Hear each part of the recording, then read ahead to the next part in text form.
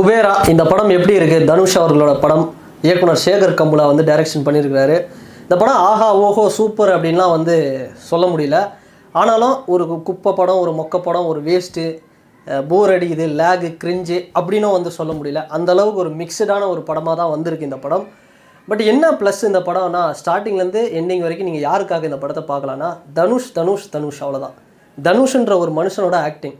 இப்போ விக்ரம் சார் ஒரு பிதாமகன் பண்ணியிருந்தார், ஒரு சேது பண்ணியிருப்பார். இப்போ கமல் சார் ஒரு 16 வயது நிலை அந்த கேரக்டராகவே வந்து பண்ணியிருப்பாங்க. ஸோ அது மாதிரி ஒரு கேரக்டராகவே தனுஷ் அவர்கள் ஒரு இவ்வளோ பெரிய ஒரு ஒரு ஃபேன் பேஸ் வச்சுருந்தோம். இப்படி ஒரு கேரக்டர் பண்ணது ஒரு பெரிய ப்ளஸ் இந்த படத்துக்கு.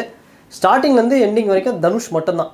ஒரு பிச்சை எடுப்பவர்கள் வந்து எப்படி ஒரு ஒரு ஆக்டிங் வந்து இது பண்ணுவாங்க, அதாவது ஒரு அவங்களோட மாடுலேஷன், பாடி லாங்குவேஜ், அவங்க பேசுகிறது, அவங்களுடைய அந்த உணர்வுகள், இதெல்லாமே வந்து பக்காவாக அந்த ஓடுறது, நிற்கிறது எல்லாமே வந்து தனுஷ் அவர்கள் கரெக்டாக பிச்சை எடுப்பவர்களை போல் அவ்வளோ சூப்பராக வந்து அக்யூரேட்டாக பண்ணியிருக்கிறாரு. அதுதான் வந்து இந்த படத்தில் வந்து ஒரு பெரிய ப்ளஸ் அப்படின்னு வந்து சொல்லுவேன். ஸோ இதை தாண்டி வந்து நாகார்ஜுனா தெலுங்கு நடிகர், அவர் வந்து ஒரு போட்டிருக்கிறாரு. அந்த மனுஷன் இந்த படத்திலே பார்த்தோம்னா இவர் வந்து நல்லவரா கெட்டவரா அப்படிங்கிற மாதிரி ஒரு கேரக்டரு. அது படம் பார்க்கும்போது உங்களுக்கு வந்து தெரியும். ஆனால் இப்படிப்பட்ட ஒரு படத்துலேயே வந்து நாகார்ஜுனா மிரட்டுறாருனா, அப்போ ரஜினிகாந்த் அவர்களுடைய கூலி படத்தில் என்ன சம்பவம் பண்ண போகிறாரு அப்படிங்கிற ஒரு ஹைப்பை வந்து கிரியேட் பண்ணியிருக்கு. அப்படி ஒரு ஆக்டிங் நாகார்ஜுனா அவர்கள் இந்த படத்துக்கு ஒரு பெரிய தூணாக இருக்கிறாரு. இது தாண்டி ராஷ்மிகா மந்தனா இந்த படத்தில் ஒரு பெரிய ப்ளஸ்ஸு. ராஷ்மிகாவோட ஃபேன்ஸுக்கு வந்து ஒரு பெரிய ட்ரீட்டு. இல்லை ராஷ்மிகாவே எனக்கு பிடிக்காது அப்படின்னாலும் அது ஒரு இரிட்டேட்டிங் ஃபெல்லோ அப்படின்னு வந்து சொன்னால் கூட ராஷ்மிகா வந்து அவங்களோட பர்ஃபார்மன்ஸும் வேறு லெவலில் இருக்குது அப்படின்னு தான் சொல்லணும். அப்படியே துருன்னு அவங்க வந்ததுலேருந்து கிளைமேக்ஸ் வரைக்குமே ராஷ்மிகா அவ்வளோ சூப்பராக வந்து இந்த படத்தை வந்து செம்மையாக ஒரு தாங்கி வந்து பிடிச்சிருக்கிறாங்க. அவ்வளோ ஒரு சூப்பரான ஒரு கேரக்டராக தான் வராங்க.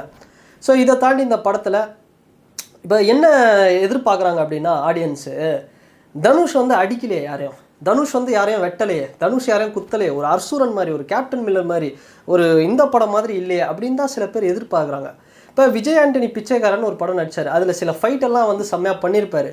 அதுக்கு காரணம் அவரோட ஃபிசிக் வந்து அந்த படத்தில் செம்மையாக இருக்கும். பட் இந்த படத்தில் தனுஷ் அவர்கள் ஒரு பிச்சைக்காக எடுப்பவர்கள் எப்படி வந்து சண்டை போடுவாங்க, அவங்களுக்கு வந்து ப்ராப்பரான ஒரு ஃபுட்டு கிடைக்காது, ஒரு நியூட்ரிஷன் வந்து கம்மியாக இருக்கும், ரொம்ப கொஞ்சம் வீக்காக இருப்பாங்க, எதிர்த்து சண்டை போட முடியாது. அப்படி ஒருத்தர் வந்து எதிர்த்து சண்டை போட்டார்னா எப்படி இருக்கும், ஒரு அடி வாங்கினா எப்படி இருக்கும், அவன் பயந்தா எப்படி இருக்கும், சிரிச்சா எப்படி இருக்கும்ன்ற ஒரு விஷயத்தையும் இது காட்டினது தான் இந்த படத்தில் ஒரு பெரிய ப்ளஸ்ஸு.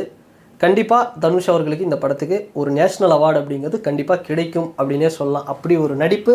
ஸோ அவ்வளோ சூப்பராக இருந்தது. இதை தாண்டி இந்த படத்தில் மைனஸாக நான் பார்க்குற விஷயம்னா, டைரக்டர் வந்து 3.25 மணி நேரம் 3 மணி நேரம் போன இந்த படத்தை எப்படியாவது இன்னும் ஒரு அரை மணி நேரம் ஃபுட்டேஜை கட் பண்ணி ஒரு 2.25 மணி நேரம் 2.5 மணி நேரத்தில் இந்த படத்தை முடிச்சிருக்கலாம். ஸோ அது வந்து ஒரு பெரிய மைனஸ்ன்னு சொல்லலாம். ஸோ அங்கங்கே லேகாக தெரிஞ்சாலுமே அதை உள்ள படத்தில் வர கேரக்டர்ஸ் எல்லாம் சூப்பராக தாங்கி பிடிச்சிருக்காங்க. ஸோ அது பெரிய ஒரு லேகாக தெரியாது. ஸோ சில இடங்களில் கிரிஞ்சாக இருந்தாலுமே என்னடா கதை இந்த காலத்தில் போய் இப்படி எடுத்துகிட்டு இருக்காங்க அப்படின்னு நினச்சாலுமே ஸோ அது ஒரு கிரிஞ்சுன்னு பார்த்தா கிரிஞ்சு. பட்டு ஓகே, தனுஷோட ஆக்டிங்கோட நம்ம பார்த்தோம் அப்படின்னா ஓகே அது சூப்பர் அப்படின்னே வந்து சொல்லலாம். அந்தளவுக்கு வந்து வந்திருக்கு.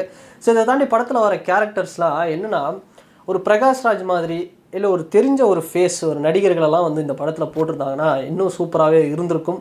அது ஒரு சின்ன ஒரு மைனஸாக வந்து இருக்குது. ஸோ கேரக்டர்ஸ்லாம் அந்த வில்லன்லாம் இன்னும் கொஞ்சம் வெயிட்டான ஒரு ஆளாக பிடிச்சி போட்டிருக்கலாம். ஸோ அதுதான் ஒரு பெரிய ஒரு மைனஸ் அப்படின்னு நான் சொல்லுவேன். ஸோ இதை தாண்டி குபேரா இந்த படம் நீங்கள் வந்து என்ன இந்த படத்தில் நீங்கள் பார்த்தீங்கன்னா அங்கங்கே சில மெசேஜ் இருக்குது, நிறைய மெசேஜ் இருக்குது இந்த படத்தில். அதெல்லாம் வந்து பார்த்தோம்னா நம்ம மேலே திணிக்கிற மாதிரி இல்லாமல் ஓரளவுக்கு நல்லாவே பண்ணியிருக்காங்க.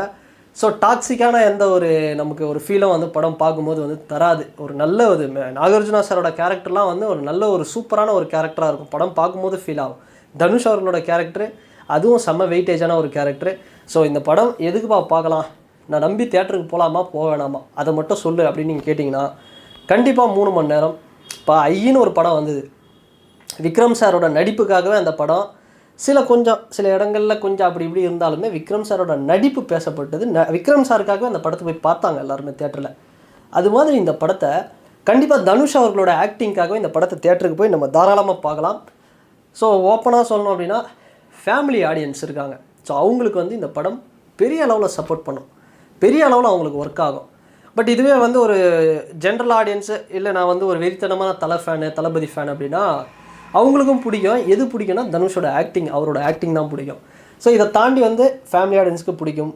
அண்டு ஜென்ரலாக சரி ஓகே ஒரு இந்த வாரம் ஒரு படம் 3 மணி நேரம் நான் பார்க்கணும் அப்படின்னா அவங்க தாராளமாக இந்த படத்தை போய் பார்க்கலாம். ஸோ இப்போ சில லாஜிக் மிஸ்டேக்கு, சில எரர்ஸு, சில குறைகள் எல்லாமே தாண்டி நம்ம பார்த்தோம்னா, எப்படி இந்த குபேரான்ற இந்த தனுஷ் அப்படிங்கிறவர் இந்த குபேரா அப்படிங்கிறவரை கொண்டு வராரு. இந்த குபேரா என்ன சொல்ல வருது, இதில் தனுஷ் என்ன பண்ணுறாரு, ஒரு சாதாரண ஒரு பிச்சை எடுப்பவர் என்ன பண்ணுறாரு, எப்படி வந்து அவர் அந்த ப்ராப்ளம்ஸை ஃபேஸ் பண்ணுறாரு, இந்த ஒரு விஷயந்தான்.